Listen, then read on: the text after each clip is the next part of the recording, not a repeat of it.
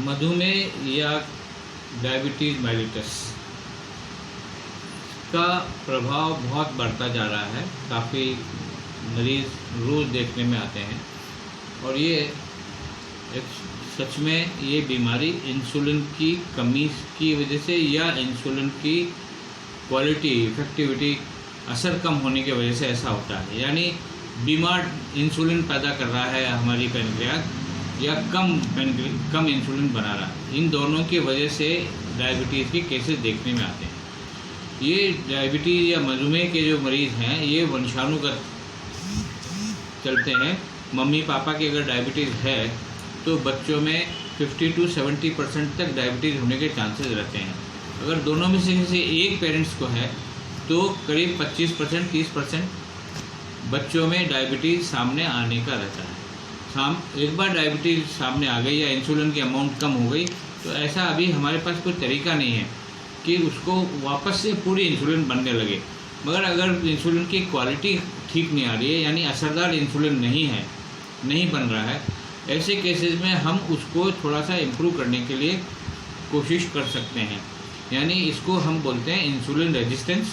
और insulin resistance या ख़राब क्वालिटी की इंसुलिन जो आ रही है उसको इम्प्रूव करने के लिए हम कोशिश कर सकते हैं।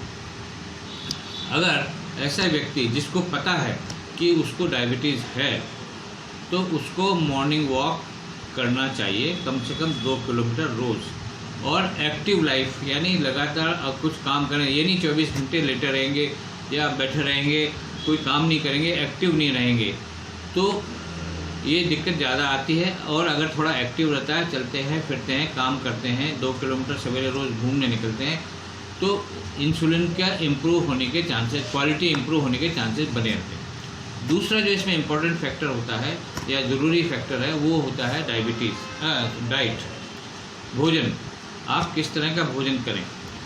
तो भोजन जो है उसमें हमें शुगर भी कंट्रोल रहे और कमज़ोरी भी ना रहे और इसकी वजह से जो भी साइड इफ़ेक्ट्स होते हैं वो भी हमारे बचे रहें। ये तीनों चीज़ें को अगर हम जोड़ते हैं तो उसके हिसाब से भोजन जो है हम डिज़ाइन कर सकते हैं, बना सकते हैं उस तरीके से। क्योंकि जो भोजन एक व्यक्ति कर रहा है अपने लिए, डायबिटीज़ का या मधुमेह का रोगी है, वो भोजन कर रहा है और जैसा अभी थोड़ी देर पहले हमने बात की कि ये वंशानुगत होती है तो परिवार में दूसरों लोगों को आने के चांसेस भी पूरे रहते हैं। तो अगर वही भोजन परिवार के बाकी लोग भी करेंगे तो उनको ये डायबिटीज़ या मधुमेह देर से सामने आएगी तो सही, क्योंकि वो जेनेटिक है, मगर देर से सामने आएगी या इसके कॉम्प्लिकेशंस देर से सामने आएंगे। तो जो भोजन है वो ऐसा हो जो परिवार भी उसको आसानी से ले सके। तो ये दोनों चीज़ों को अगर हम जोड़ते हैं तो हम इंसिडेंस काफ़ी कम कर सकते हैं या डिले कर सकते हैं। ये उसकी कॉम्प्लिकेशंस भी हम डिले कर सकते हैं। तो भोजन का जो है एक्चुअली समय पर भोजन करें, तला वगैरह कम से कम काम में लें, मीठा लिमिटेड अमाउंट में लें। हम मीठा एकदम बंद नहीं कर रहे हैं, लिमिटेड अमाउंट में या और उसमें प्रोटीन और फैट का एडिक्वेट अमाउंट में, उपयुक्त मात्रा में उसका हम समावेश करें तो मरीज़ को काफ़ी सुविधा रहती है। क्योंकि जो भी दवा इसके लिए दी जाती है, ओरल जो भी हम मेडिसिन दे रहे हैं, ज़्यादातर दवाएं ऐसी हैं जो 24 घंटे या 12 घंटे असर करती हैं। तो 12 घंटे असर करेंगी तो हमको 12 घंटे के हिसाब से ही वो दवा लेनी होगी। तो हम भोजन भी इस तरह करें कि 2 मेजर भोजन जो है 12 घंटे या 10 घंटे के अंतर पे करें, बजाय इसके कि आपने 1 बजे खाना खाया और 6 बजे 8 बजे खाना खा लिया और गोली ले ली तो उसी गोली का असर कभी तो ज़्यादा आ जाएगा और कभी कम हो जाएगा। दवा लेते हुए भी कम और ज़्यादा, तो डायबिटीज़ या शुगर ऊपर नीचे होती रहेगी। अगर ऊपर नीचे होती रहती तो ज़्यादा खतरनाक है, बजाय इसके कि थोड़ी सी ऊंची भी अगर लगातार बनी रहे तो भी इतना नुकसान नहीं करती जितना नुकसान शुगर ऊपर नीचे होने से होता है।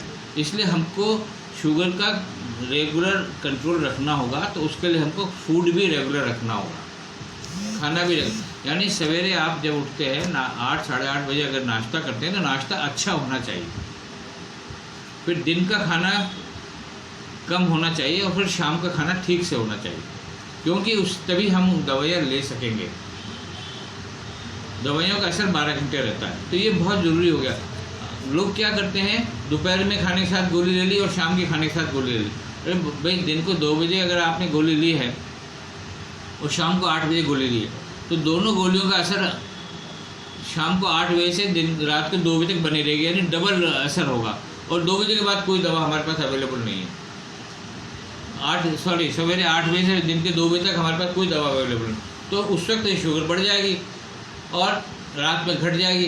तो पता लग रहा था अब रात में तो घट गई और सुबह बढ़ गई, और सुबह बढ़ी हुई आ रही है। डॉक्टर क्या करेंगे, दवा बढ़ा देंगे, तो दवा बढ़ा देंगे।